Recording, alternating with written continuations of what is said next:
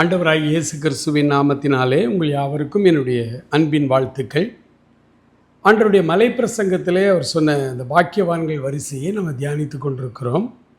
இன்றைக்கும் மத்தேயு 5ஆம் அதிகாரம் 8வது வசனத்தை வாசித்து நம்ம தியானிப்போம். உங்களுக்காக அந்த வசனத்தை நான் வாசிக்கிறேன். மத்தேயு 5:8. இருதயத்தில் சுத்தமுள்ளவர்கள் பாக்கியவான்கள், அவர்கள் தேவனை தரிசிப்பார்கள். அன்புக்குரியவர்களே, இந்த வசனத்தை ஆண்டவர் சொன்னதினுடைய இந்த கருத்தை நாம் இந்த காலை வேளையிலே தியானிக்க வேண்டும். என்றால் ஆண்டவரை ஏற்றுக்கொண்டு வருகிற திரளான வாலிபர்கள், அவர்கள் ஆண்டவரை ஏற்றுக்கொண்ட புதிதிலே இந்த வேத வசனங்களை வாசிக்கும் பொழுது அநேக பெரிய ஊழியக்காரர்கள் சொல்லுவது போல, நான் இன்னும் ஆண்டவரை தரிசிக்கவில்லையே, ஆண்டவரை முகமுகமாய் நான் இன்னும் பார்க்கலையே, அப்படியானால் என்னுடைய இருதயத்தில் இன்னும் சுத்தம் இல்லையா, இன்னும் என்னுடைய இருதயத்தில் அழுக்கு இருக்கிறதா அப்படின்னு சொல்லி சோர்ந்து போய் நிறைய வாலிபர்கள் இந்த விசுவாசத்தை விட்டே விலகி போய் விடுகிறார். இந்த வசனத்தை நாம் சரியாய் விளங்கி கொள்ள வேண்டும். இருதயத்தில் சுத்தம் உள்ளவர்கள் பாக்கியவான்கள், அவர்கள் தேவனை தரிசிப்பார்கள். அப்போ தேவனை தரிசிப்பதென்றால்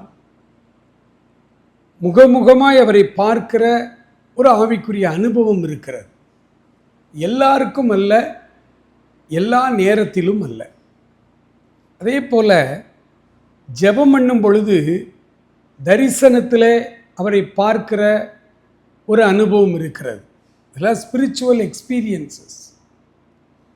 எல்லாருக்கும் எல்லா நேரத்திலும் இருக்காது. தேவையான நேரங்களிலே ஆண்டவர் தன்னை வெளிப்படுத்துவார்.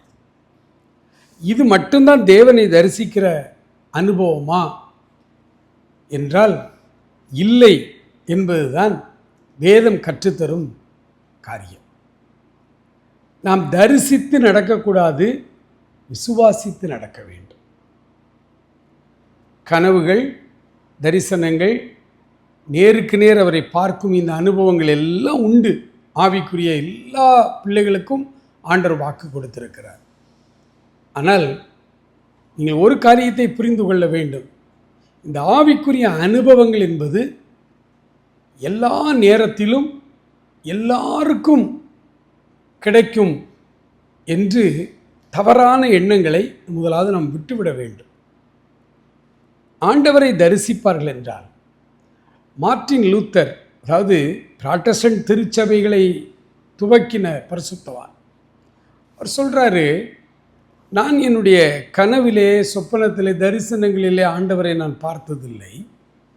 ஆனால் கல்வாரி சிலுவையிலே எனக்காக பலியான ஆண்டவரை தினமும் வேத வசனத்திலே நான் பார்க்கிறேன் என்று அவர் சொல்லுகிறார்.